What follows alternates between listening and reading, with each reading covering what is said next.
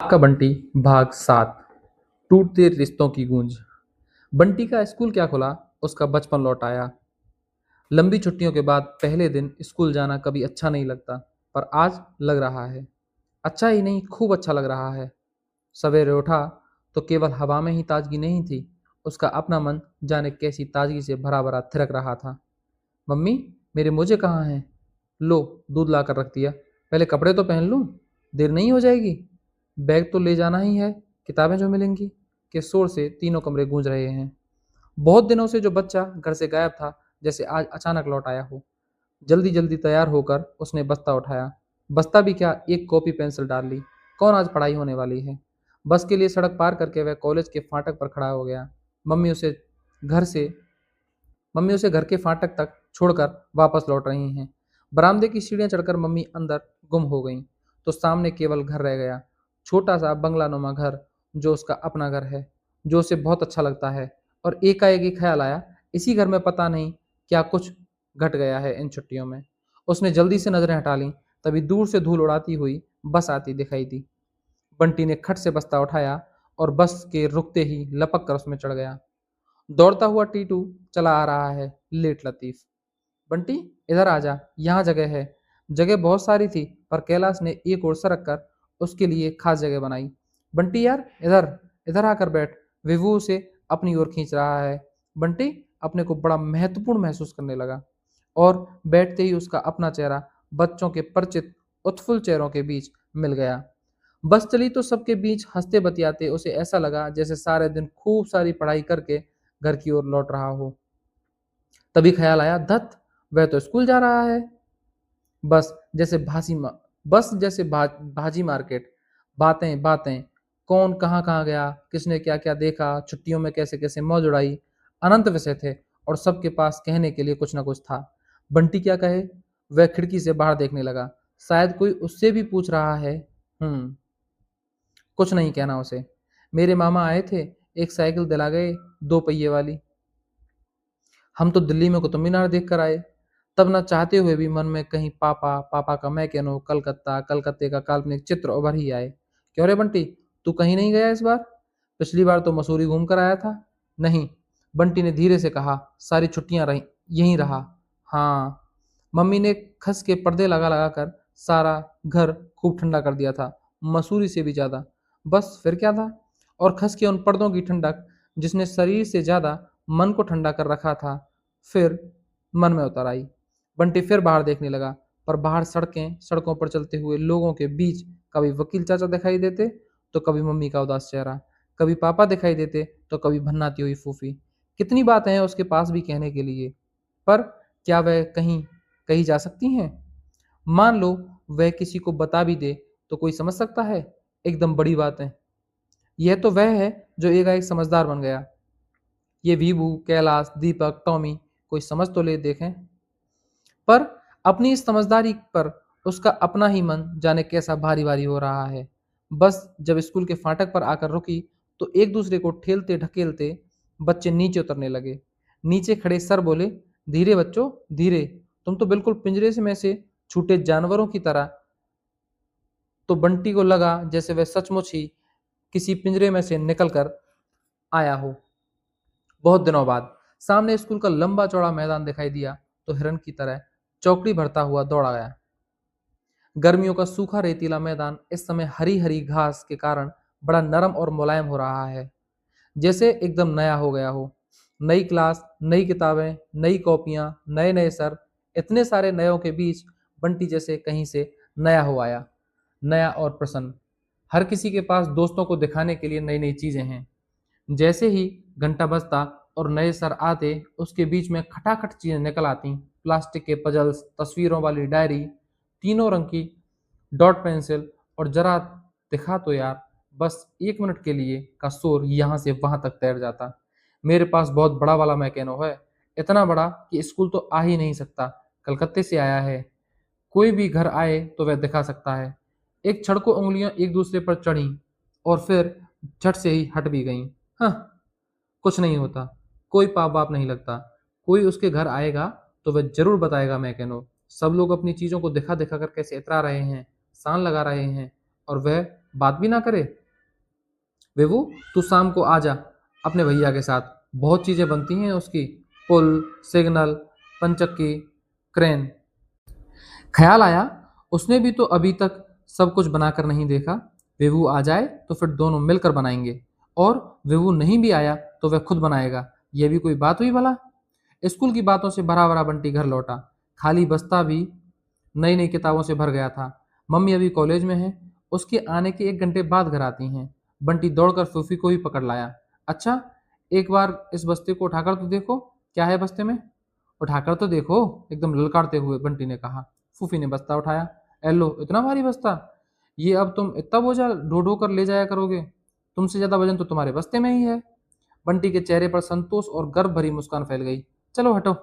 और फिर खट से बस्ता उठाकर सैनिक की मुद्रा में 4 6 कदम चला, और फिर बोला, रोज ले जाना पड़ेगा, अभी तो ये बाहर और पड़ी हैं, चौथी क्लास की पढ़ाई क्या यूं ही हो जाती है, बहुत किताब पढ़नी पड़ती हैं। फिर एक एक किताब निकाल कर दिखाने लगा।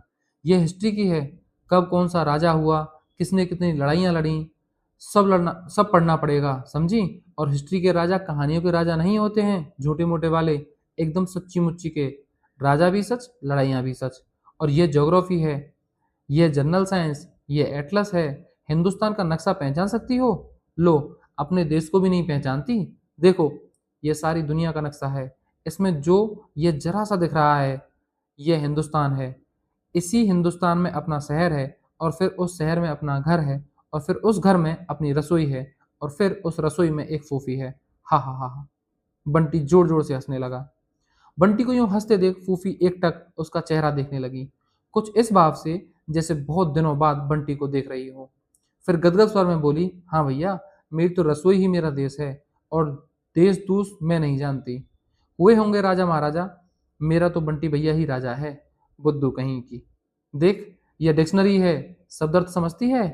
किसी शब्द का अर्थ नहीं आए तो इसमें देख लो, चौथी क्लास में एटलस और डिक्शनरी भी रखनी पड़ती है। अब इस बूढ़े तोते के दिमाग में कुछ नहीं घुसता भैया। तुम काहे मगज मार रहे हो? चलो हाथ मुंह धोकर कुछ खा पी लो। मुंह तो देखो, भूख और गर्मी के मारे चिड़िया जैसा निकल आया है। बंटी खाता जा रहा है और उसका उपदेश चालू है। तुम कहती थी ना फूफी कि रात दिन भगवान करते हैं, पानी भगवान बरसाता है, सब झूठ है। जनरल साइंस की किताब में सारी सही बात लिखी हुई है। अभी पढ़ी नहीं है, जब पढ़ लूंगा तो सब तुम्हें बताऊंगा। तुम कौन स्कूल में पढ़ी तुम कौन स्कूल में पढ़े तो हम कौन स्कूल में पढ़े बंटी भैया? बस अब तुमसे पढ़ेंगे, अंग्रेजी भी पढ़ाओगे हमें? बंटी फिर खीखी करके हंस पड़ा। फूफी और अंग्रेजी? और फिर फूफी जितना भी बातें करती है, बंटी हंसता रहा खिलखिलाकर। फूफी उसे देखती रही गदगद होकर। जब मम्मी आई तो बंटी ने वे सारी बातें दोहराई, उतने ही उत्साह और जोश के साथ। स्कूल में क्या क्या हुआ, नए सर कैसे कैसे हैं, जो सर क्लास टीचर बने हैं उसकी मूछें जैसी अकड़ कर खड़ी रहती हैं, जैसे उनमें क्लफ लगा दिया हो। मैंने उनकी शक्ल बनाई और लंच में दिखाई तो सब खूब हंसे, बड़ा मजा आया। तुम्हें बताऊं मम्मी, विभू ने दिल्ली में जाकर क्या क्या देखा। मम्मी उसे कब ले जाकर दिखाएगी, और फिर उसी झोंक में कह गया। मैंने सबको अपने मैकनों के बारे में बता दिया, यदि शाम को विभू आया तो उसे दिखाऊंगा भी। फिर एक क्षण को मम्मी की ओर देखा। मम्मी वैसे ही मंद मंद मुस्कुरा रही है। कुछ भी नहीं, वह बेकर डरता रहा इन दिनों। खेलने से क्या होता है भला? मम्मी, अब अपना काम सुन लो। आवाज में आदेश भरा हुआ है। आज ही सारी किताबों और कॉपियों पर कवर चढ़ जाना चाहिए, ब्राउन वाला, नहीं तो कल सजा मिलेगी। हाँ, तुम सब काम छोड़कर पहले मेरे कवर चढ़ा देना, फिर सफ़ेद लेबल काट कर चिपकाने होंगे, उन पर नाम और क्लास लिखना होगा, खूब सुंदर वाली राइटिंग में जमा जमा कर लिखना, समझी। और फिर उसी उत्साह और जोश में भरा भरा वह टीटू के यहाँ दौड़ गया। आज जाने कितनी बातें हैं उसके पास करने के लिए। टीटू को कौन कौन से सर पढ़ाएंगे, उसे कौन कौन सी किताबें मिली हैं। बंटी टीटू के यहाँ से लौटा तो अंधेरा हो चुका था। हाथ में पेड़ की एक डंडी टूटी हुई टहनी है, जिससे वह हवा में तलवार चला रहा है। फूफी आंगन में लेटी लेटी पंखा चल रही है। यह बरसात की गर्मी तो मार के रख देती है आदमी को। हवा का नाम ही नहीं कहीं।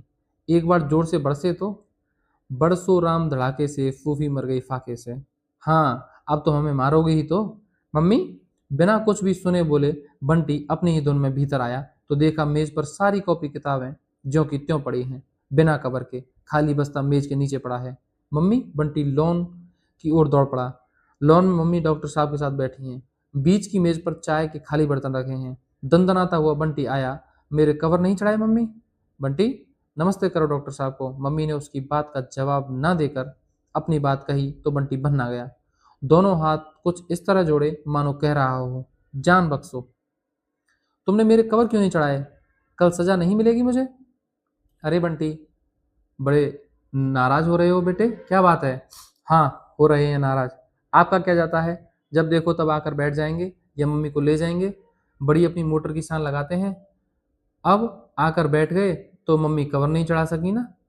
और मम्मी कह नहीं सकती थी कि उन्हें बंटी का काम करना है। अब उन दोनों का क्या जाएगा, सजा तो उसे मिलेगी। वह मन ही मन भनभनाने लगा। बिना एक शब्द भी बोले बंटी ने हाथ जोड़कर मम्मी को खींचा, हाथ पकड़कर मम्मी को खींचा। तुम चलकर पहले कवर चढ़ाओ, एकदम उठो। डॉक्टर साहब की तरफ उसने देखा भी नहीं। बंटी, क्या कर रहे हो बेटा? इतने बड़े होकर इस तरह करते हैं? तू तो बहुत समझदार है। पर बंटी हाथ खींचता ही रहा। कोई समझदार वमझदार नहीं है। पहले तो कोई उसका काम मत करो और फिर कह दो समझदार है। चलो ना, इतनी देर तो हो गई है, फिर कब चढ़ाओगी? बंटी रोने रोने को हो आया। मैंने कहा ना चढ़ा दूंगी, मम्मी जैसे झुंझला आई थी। उन्होंने अपना हाथ खींच लिया। एकाएक डॉक्टर साहब उठ खड़े हुए। चलो, तुम बंटी का काम करो, मैं तो वैसे भी चलने ही वाला था। 8:30 बजे एक जगह पहुंचना भी है। सब लोग मम्मी को आप कहकर बोलते हैं और ये कैसे तुम कह रहे हैं? इतना भी नहीं मालूम कि मम्मी प्रिंसिपल हैं? प्रिंसिपल को आप कहा जाता है कि नहीं?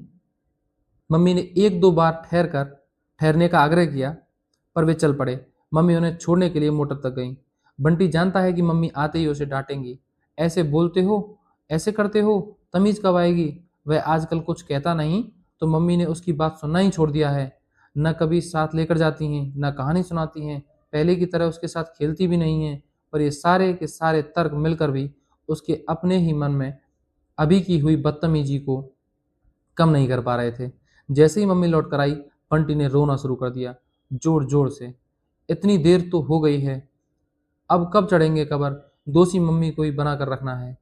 चल कवर चढ़ाती हूँ। इसके अलावा मम्मी ने एक शब्द भी नहीं कहा तो बंटी को खुद ही एक अजीब तरह की बेचैनी होने लगी। डांट खाने वाले काम पर भी मम्मी का यूं चुप रह जाना उसे डांट से भी ज्यादा कष्ट देने लगा। डांट देती तो उनकी डांट से उसकी सारी बदतमीजी कट जाती, हिसाब बराबर। पर अब तो सारा दोष जैसे उसी के सिर। कुछ गलत कर डालने के बोझ से दबा दबा सहमा सा वह भीतर आया। मम्मी ने सारी कॉपियां किताबें नीचे उतारी और बोली, ला ब्राउन पेपर कहाँ है? मेरे पास कहाँ है ब्राउन पेपर? तब कैसे चढ़ाऊंगी कवर? और मम्मी का हाथ पर हाथ धर कर बैठ गई। मैं क्या जानूं, तुम्हें मंगवा कर नहीं रखना चाहिए था? मैंने तो आते ही कह दिया था बस। बंटी को जैसे अपने व्यवहार के लिए फिर एक सहारा मिल गया और मन में फिर ढेर ढेर सारा गुस्सा फूटने लगा। मम्मी चुप, तुम्हें मेरी बिल्कुल परवाह नहीं रह गई है। मत करो मेरा कोई भी काम, बस डॉक्टर साहब के पास जाकर बैठकर चाय पियो। तुम्हारा क्या है, सजा तो मुझे मिलेगी। मैं अब स्कूल ही नहीं जाऊंगा, कभी नहीं जाऊंगा, कभी भी। और बंटी फूट फूट कर रोने लगा। मम्मी ने पकड़कर उसे अपनी ओर खींचा। पागल हो गया क्या? एक दिन कवर नहीं चढ़ेंगे तो क्या हो जाएगा? कोई सजा नहीं मिलेगी, मैं चिट्ठी लिख दूंगी सर के नाम पर। चुप हो जा। नहीं, मैं कोई चिट्ठी विट्ठी नहीं ले जाऊंगा, मैं स्कूल भी नहीं जाऊंगा, गंदी कहीं की। और कहने के साथ ही बंटी ने मम्मी की ओर देखा। लो अब डांटो मुद्रा में। पर फिर भी मम्मी ने नहीं डांटा। बस मम्मी समझाती रहीं और बंटी उफन उफन कर रोता रहा। उसे खुद लग रहा है कि यह रोना केवल कब्र चढ़ाने का रोना नहीं है। पता नहीं क्या है कि उसे फूट फूट कर रोना आ रहा है। बहुत दिनों से जैसे मन में कुछ जमा हुआ था जो एक हल्के से झटके से बह गया है। बेबस और अपराधी सी मम्मी हाथ पर हाथ धरे बैठी रहीं और जमीन में पसर कर पैर फैला फैला कर बंटी रो रहा है। मत करो मेरा काम, घूमने जाओ, बातें करो, मैं भी सारा दिन टीटू के यहाँ रहूंगा, पेड़ पर चढ़ूंगा, बिल्कुल नहीं पढ़ूंगा। आंसुओं से सारा चेहरा भीग गया था, पर वेग था कि थामे नहीं थम रहा था। फूफी आई और हाथ पकड़कर उठाने लगी तो बंटी ने हाथ झटक दिया। मत उठाओ मुझे, रोने दो बस। कैसा खुश खुश आया था बच्चा स्कूल से। बहुत दिनों बाद तो चेहरे पर ऐसी हंसी देखी थी। आने के बाद 10 बार तो कहा था कि कागज चढ़ा देना, पर आपको तो आजकल। मम्मी की तरफ नजर पड़ते ही फूफी का उलाहना अधूरा रह गया और बात जहाँ की तहाँ टूट गई। बंटी रोता रहा, फूफी समझाती रही और मम्मी चुप चुप बैठी दोनों को देखती रहीं। मम्मी समझा भी सकती थी पर समझाया नहीं, डांट भी सकती थी पर डांटा नहीं, और मम्मी का यूं चुप चुप बैठना भी बंटी को और रुला रहा था। एकाएक जैसे कुछ ख्याल आया हो, मम्मी उठी, दराज में से चाबियों का गुच्छा निकाला और फूफी को देते हुए बोली, फूफी कॉलेज की चपरासी से कहना स्टील की अलमारी में कुछ भूरे कागज होंगे, निकाल कर दे दें। और जब कागज आ गए और मम्मी उसी तरह चुपचाप चढ़ाने लगी तो मम्मी का सारा दोष जैसे बंटी ने अपने सिर पर आ चढ़ा। कम से कम बंटी को ऐसा महसूस हुआ मम्मी से नजरें बचाए बचाए वह खुद भी चढ़ाने में मदद करने लगा। बीच बीच में छिप कर मम्मी की ओर देख भी लेता। मम्मी नाराज हैं पर कुछ भी तो पता नहीं लगता। आजकल मम्मी की कोई भी बात तो समझ में नहीं आती। पहले मम्मी का चेहरा, मम्मी की आंखें देखकर ही मन की बात जान लेता था। मम्मी की खुशी, मम्मी की उदासी, मम्मी की नाराजगी, सब उसे पता था। पर अब तू जाकर खाना खा ले और सो जा, फिर सवेरे उठा नहीं जाएगा। तुम भी चलकर खाना खाओ। स्वर में कहीं क्षमा मांगने का सा भाव उभर आया। मम्मी ने एक क्षण को उसकी ओर देखा, फिर धीरे से बोली, नहीं, मैं बाद में खा लूंगी। एक क्षण को बंटी दुविधा में रहा, उठे या नहीं। फिर धीरे से उठ गया। कम से कम इस समय वह मम्मी की किसी भी बात का विरोध नहीं करेगा। जाते जाते बोला, सफेद लेबल चिपका कर नाम भी लिखने हैं। हाँ हाँ, मैं सब कर दूंगी, तू जाकर सो जा। खाना खाकर बंटी बाहर आया तो लगा जैसे भीतर बैठा था तो एक बोझ सा उस पर लदा था। पता नहीं वह बोझ कब्र चढ़ने का था कि मम्मी से नाराज होने का था या कि अपने ही व्यवहार का था। जो भी हो, बाहर आते ही वह बहुत हल्का सा हो आया और बिस्तर पर लेटते ही सो गया। सवेरे उठकर बंटी भीतर आया तो देखा सारी किताब कॉपियां जमी हुई रखी हैं, कवर चढ़ी हुई, लेबल लगी हुई, सब पर सुंदर अक्षरों में उसका नाम और क्लास लिखा हुआ है। उसने सबको छूकर देखा, हाथ फेर कर, और मन पुलक आया। पर साथ ही एक क्षण को मन में कल का सब कुछ तैर गया। जैसे भी होगा मम्मी को खुश करेगा। वह दौड़कर गया, आंगन में आया। मम्मी बैठी अखबार पढ़ रही हैं। गले में हाथ डालकर वह झूल गया। मम्मी मेरी, उसकी समझ में ही नहीं आ रहा था कैसे अपनी खुशी जाहिर करे, कैसे मम्मी का गुस्सा दूर करे। और अब कुछ भी समझ में नहीं आया तो मम्मी के गाल पर एक किस्सू दे दिया। मम्मी ने खींचकर उसे अपने सामने किया, उसके दोनों कंधों पर हाथ रखे उसे देखती रहीं, बस देखती रहीं। ना कुछ कहा, ना प्यार किया। क्या था उन नज़रों में? गुस्सा, फटकार, प्यार, खुशी? बंटी कुछ भी तो नहीं समझ पाया। जा, जल्दी जाकर तैयार हो जा, देर नहीं हो जाएगी स्कूल में। मम्मी ने बिना एक बार भी प्यार किए उसे भगा दिया। तैयार होते होते बंटी के दिमाग में यही बात घूमती रही। मम्मी ने उसे एक बार भी प्यार नहीं किया। पहले कभी वह मम्मी के गाल पर एक किस्सू देता तो फिर मम्मी बदले में ढेर सारे किस्सू देती, बाहों में भरकर खूब खूब प्यार करती। मम्मी क्या उससे नाराज हैं? नहीं, नाराज भी तो नहीं लगती। पता नहीं मम्मी बदल ही गई हैं, पहले की तरह तो बिल्कुल ही नहीं रही। और थोड़ी देर पहले की अपराध भावना और पश्चाताप फिर गुस्से में घुलने लगा। पर इस बार का गुस्सा मम्मी की जगह डॉक्टर जोशी के लिए था। क्यों आते हैं यहाँ इतना? बंटी बड़ी खुशी खुशी तैयार हो रहा है। आज कितने दिनों बाद मम्मी ने उसे बाहर जाने के लिए कहा है। कॉलेज से आते ही बोली, बंटी तैयार हो जाना, आज घूमने चलेंगे। तो एक क्षण को तो वह मम्मी को ऐसे देखता रहा मानो विश्वास ही नहीं हो रहा हो। इधर तो मम्मी ने एक तरह से उसे घुमाना ही छोड़ दिया था। कभी कभी जाती हैं तो अकेले, उससे पूछती तक नहीं, बस कह देती हैं मैं जा रही हूँ। ऐसा करना चाहिए मम्मी को? उसका क्या है, मत पूछे। वह भी टीटू के यहाँ खेलने चला जाता है, फूफी को लेकर कुन्नी के यहाँ चला जाता है, अपने खिलौने निकाल लेता है पापा वाले। ऐसा क्या देख रहा है? बता तो, कहाँ चलेंगे आज? कहाँ चलेगा आज? कंपनी बाग। क्या पहनेगा? अच्छे से कपड़े निकाल ले। मम्मी बहुत खुश लग रही हैं आज, आजकल पहले की तरह उदास तो नहीं ही दिखती। वह खुद तैयार हो गया, अब मम्मी को तैयार होना देख रहा है। एक एक शीशी खुलती है और चेहरे पर चढ़ती हर परत के साथ मम्मी का चेहरा जैसे नया होता जा रहा है। पाउडर की सफ़ेदी और होठों की लाली के बीच में ठुड्डी का तिल कैसा चमक रहा है। एकाएक मन हो आया मम्मी का तिल छू ले। कितने दिनों से उसने मम्मी का तिल ही नहीं छुआ।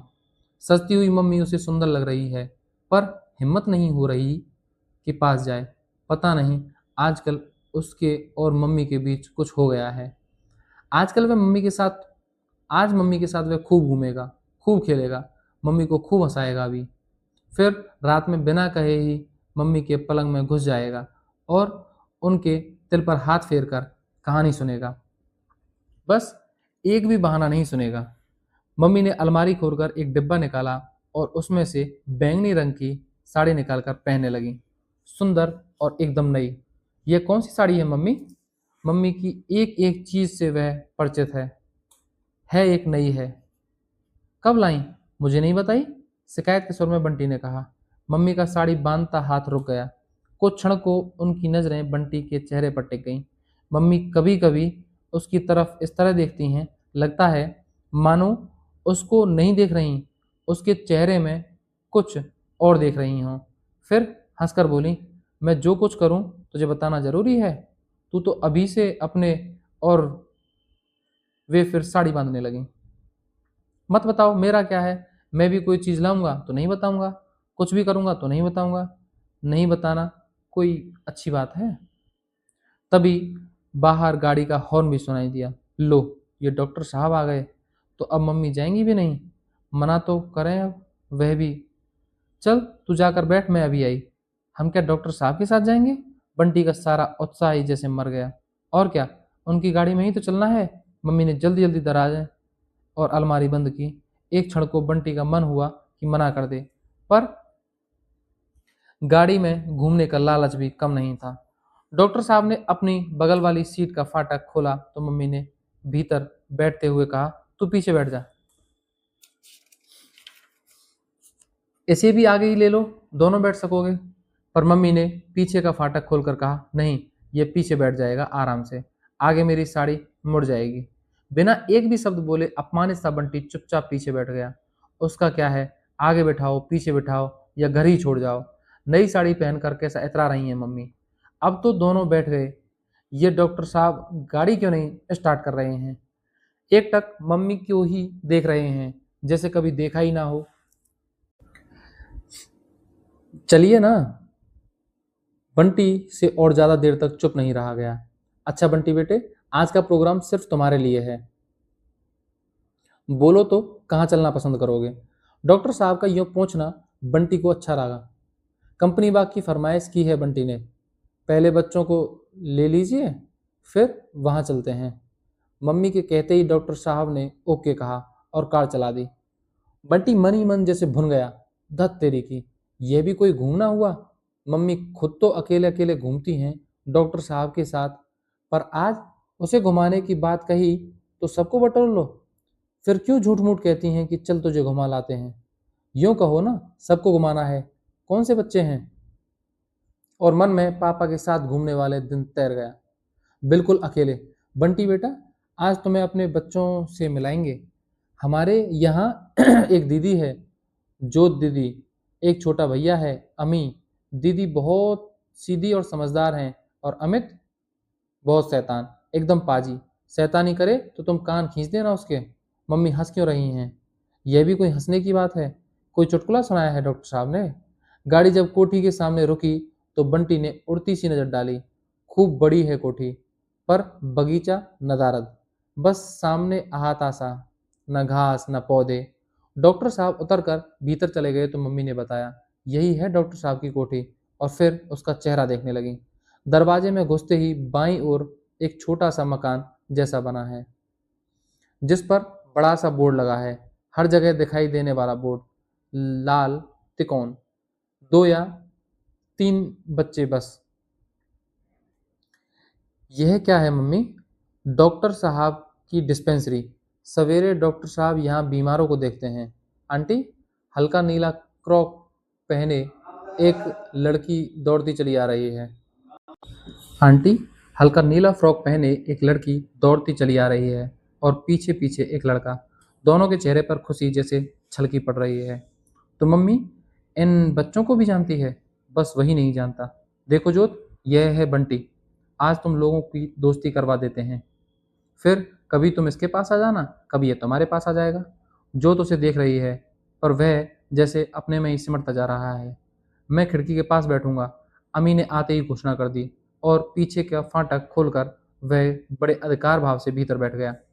बंटी ने को लगा अपनी चीज होने का ऐसा ही अधिकार भाव आ जाता है। वह चुपचाप एक ओर को सरक गया। दूसरे फाटक से जोत घुसी तो वह बीच में सरक गया। बीच में बैठना भी कोई बैठना होता है। अब कुछ देख सकता है वह। दूसरों की गाड़ी में वह कहे भी क्या। पर मम्मी तो कह सकती थी ना कि दोनों में से कोई एक बीच में बैठ जाए और बंटी को खिड़की पर बैठने दे। वे तो बंटी को घुमाने लाई थी। झूठ। उसे नहीं करनी किसी से दोस्ती। आगे से वह कभी आएगा भी नहीं इनके साथ। डॉक्टर साहब, मम्मी आगे की खिड़कियों पर बैठे हैं और जोत और अमित पीछे की खिड़कियों पर। बस वही फालतू सा बीच में बैठा है।